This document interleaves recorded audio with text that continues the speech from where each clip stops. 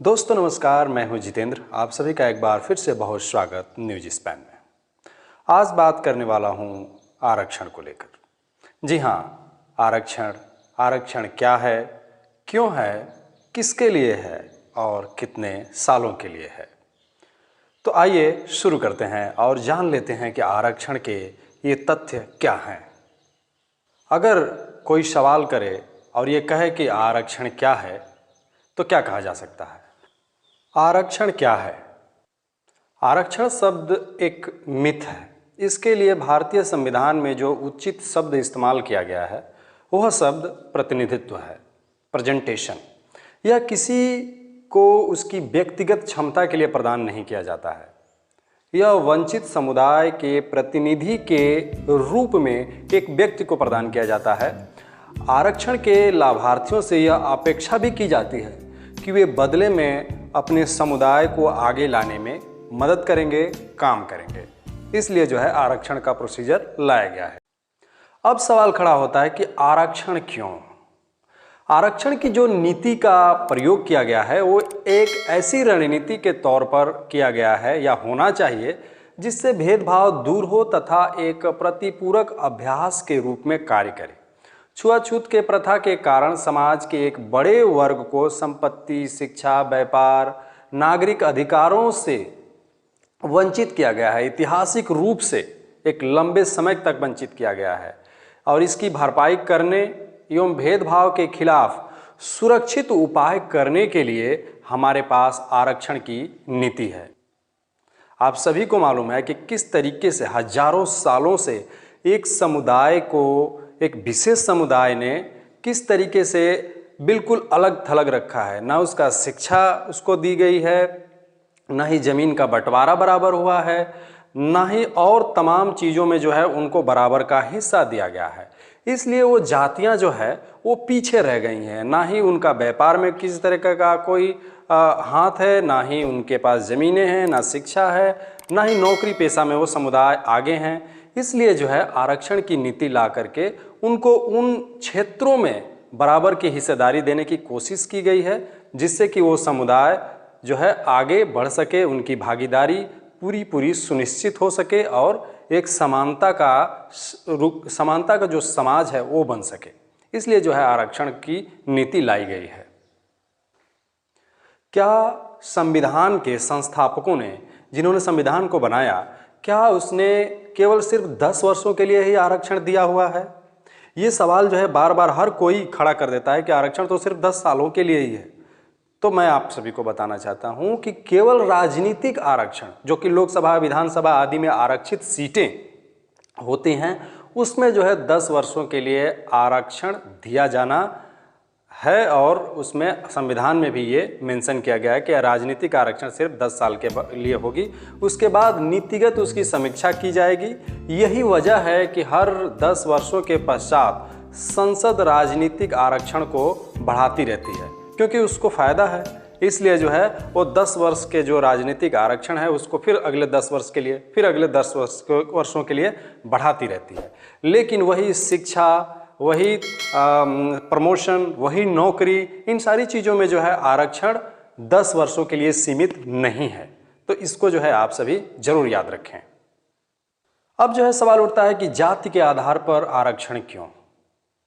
हमेशा आपको ये लगता भी होगा कि आखिर जात के आधार पर ही आरक्षण क्यों दिया जा रहा है। तो इस सवाल के जवाब देने के लिए हमें सबसे पहले ये समझना होगा कि आखिर आरक्षण की आवश्यकता ही क्यों हुई। भारत में जो हाशिए पर जो जातियां हैं, जो वंचित जातियां हैं, वो जिस प्रकार की समस्याओं का सामना करती आई हैं या कर रही हैं, उसका कारण धार्मिक स्वीकृति पर आधारित जाति प्रणाली का होना है, जिसका व्यापक परिणाम ऐतिहासिक पराधीनता है। इसलिए यदि जाति व्यवस्था ही दलित बहुजनों की सभी असमर्थताओं, अन्याय एवं असमानताओं का प्रमुख कारण था, तो इन सभी असमर्थताओं को दूर करने के लिए समाधान भी केवल जाति के आधार पर ही तैयार होना चाहिए। किस तरीके से ब्राह्मण, क्षत्रिय, शूद्र, अछूत, ये तो धार्मिक रूप से ही दिया गया है। तो आखिर जब जाति को इस तरीके से बांटा गया है तो जाति के आधार पर ही आरक्षण होना चाहिए। जब गुरुकुल में आपको पढ़ने का हक नहीं दिया जा रहा था, जब एक ही पार्टिकुलर समाज के लोग जो है पढ़ सकते थे, क्षत्रिय ही शिक्षित हो सकते थे, ब्राह्मण ही पढ़ सकते थे, तो वहाँ से आपको वंचित किया गया है। और वो हुआ है जाति के आधार पर, वो हुआ है धार्मिक आधार पर। हिंदू धर्म के तहत आप निचली जाति में हैं, अछूत हैं, तो आपको जो है शिक्षा से वंचित कर दिया गया। तो ये जाति के आधार पर हुआ है। और जब जाति के आधार पर वहाँ पर एक विशेष समुदाय को आरक्षण दिया गया है और आपके साथ डिस्क्रिमिनेशन किया गया है, तो जब नई प्रणाली के तहत, संविधान के तहत इन जातियों को उठाना है, आगे लाना है, प्रतिनिधित्व देना है, नौकरी पेशों में लाना है, तो उसके लिए जाति के आधार पर ही आरक्षण होना चाहिए, जो कि संविधान में दिया गया है। फिर अब न कहिएगा कि आखिर जाति के आधार पर आरक्षण क्यों। ये सवाल करने से पहले आपको पूरी ताना बाना जो है जातिगत व्यवस्थाओं की, हिंदू समाज की, भारतीय समाज की, वो समझनी होगी। फिर जो है ये सवाल करना चाहिए। हल्के में इसको जो है इस तरीके से नहीं कह देना चाहिए कि आखिर जात के आधार पर आरक्षण क्यों दे रहे हो, ये भी गरीब हैं, वो भी गरीब हैं, इनको भी आरक्षण देना चाहिए। तो मैं आपको बता दूं कि जो आरक्षण है वो गरीबी दूर करने का जो है फार्मूला नहीं है, प्रोसीजर नहीं है, सिस्टम नहीं है। वो एक समुदाय के लिए है जो समुदाय वर्षों से बहिष्कृत किया गया है, दूर रखा गया है। गांव के दक्षिण रखा जाता था वो समुदाय कि उधर से हवा नहीं चलती तो उधर से हवा ना आए और हम अछूत ना हो जाएं, उसकी अशुद्ध ना हो जाएं, उसकी हवा लगने से, उसकी परछाई लगने से। इसलिए जो है जात के आधार पर आरक्षण दिया गया है, ताकि वो जो जातियों के साथ हजारों वर्षों से जो अत्याचार हुए हैं, अन्याय हुआ है, उसको जो है कम से कम पूरा किया जा सके, उसके लिए माफ़ी कम से कम मांगी जा सके ये आरक्षण दे करके। आइए अगला सवाल लेते हैं। वो है कि क्या आर्थिक कसौटी के आधार पर क्यों नहीं होना चाहिए आरक्षण। होता है निम्नलिखित कारणवश जो है आरक्षण को जो है किसी भी प्रकार से आर्थिक स्थिति पर के आधार पर जो है आरक्षण लागू नहीं होना चाहिए। लगभग मैंने इस सवाल का जवाब दे दिया है, लेकिन फिर भी दलित बहुजनों में व्यापक गरीबी की जो उत्पत्ति हुई है वो जाति व्यवस्था के से आधारित सामाजिक धार्मिक अलगाववाद के कारण ही हुई है। अतः जो गरीबी एक परिणाम है जिसका कारण जाति व्यवस्था है, इसीलिए समाधान कारण का नहीं बल्कि परिणाम का होना चाहिए।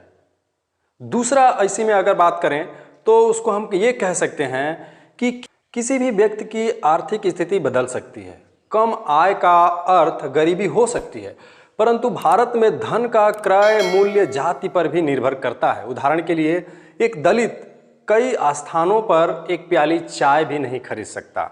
उसको अपने बाल कटवाने के लिए भी वो दुकान पर नहीं जाता और दुकान वाला उसकी बाल तक जो है नहीं काटता है। शादियों में जो है वो घोड़ी पर नहीं चढ़ सकता है। कहीं पार्टियों में किसी के सामने टेबल मेज पर बैठ करके नहीं खा सकता है। मूछें रखने पर जो है उसकी जो है हत्याएं कर दी जाती हैं।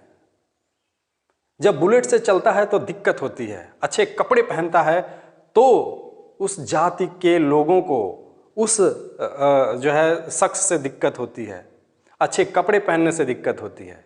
तो ये तमाम चीज़ें हैं जिसको कि एक्सेप्ट करना होगा आपको। व्यक्ति की आर्थिक स्थिति साबित करने में राज्य के तंत्र की कई व्यवहारिक कठिनाइयां हैं। इससे कमज़ोर को समस्या हो सकती है, नो डाउट। जातिग्रस्त भारत में बड़े पैमाने पर भ्रष्टाचार जो है फैला हुआ है, व्याप्त है बिल्कुल हर जगह। यहाँ तक कि जाति जैसी अपरिवर्तनीय स्थिति के लिए भी जहाँ बनावटी जाति प्रमाण पत्र तक खरीदा जा सकता है, वहाँ बनावटी आय प्रमाण पत्र खरीदना कितना ही आसान होगा, ये सोचने वाली बात है। आराम से मिल जाएगा। इसलिए आय आधारित आरक्षण पूर्णतः अव्यवहारिक है। इस पर बहस करने का कोई लाभ नहीं है। जबकि दोनों प्रमाण पत्र खरीदे जा सकते हैं तो केवल जाति को ही आरक्षण का आधार क्यों बनना चाहिए? निश्चित रूप से, क्योंकि बनावटी आय प्रमाण पत्र की तुलना में बनावटी जात प्रमाण पत्र खरीदना थोड़ा अधिक कठिन है। हिंदू धर्म के तहत जो है जाति बदली नहीं जा सकती, लेकिन सरकारी प्रमाण पत्र तो लिए जा सकते हैं। तमाम तरीके के जो है इसके प्रमाण आपके सामने उपस्थित हैं। आप गूगल पर सर्च करेंगे तो आपको मिल जाएगा किस तरीके से लोग जाति प्रमाण पत्र बनवा करके उनके नाम पर जो है नौकरियां कर रहे हैं। आरक्षण अपने आप में अंत नहीं है, यह अंत करने का एक साधन है। इसका मुख्य उद्देश्य समाज के सभी क्षेत्रों में सामाजिक रूप से बहिष्कृत मानव जगत द्वारा सक्रिय भागीदारी को साझा करना है। यह सभी बीमारियों के लिए कोई सर्वरोगहारी नहीं है और न ही यह अस्थायी है। यह तब तक के लिए है, एक अस्थायी उपाय होगा जब तक अखबारों में वैवाहिक कालन के लिए विज्ञापनों में जाति का उल्लेख होता रहेगा। बहुत शुक्रिया हमसे जुड़ने के लिए, हमें देखने के लिए। लगभग मैंने आरक्षण के जो भी पॉइंट्स ऑफ व्यू हैं लगभग मैंने उसको क्लियर करने की कोशिश की है। कैसा लगा आप मुझे जो है कमेंट करके ज़रूर बताइए। बहुत शुक्रिया। चैनल पर अगर नए हैं तो सब्सक्राइब कर लीजिए। वीडियो अच्छी लगी है तो लाइक ज़रूर करिएगा। अपने दोस्तों तक ये मैसेज देना चाहते हैं तो शेयर ज़रूर कर दीजिए। बहुत बहुत धन्यवाद। Thank you.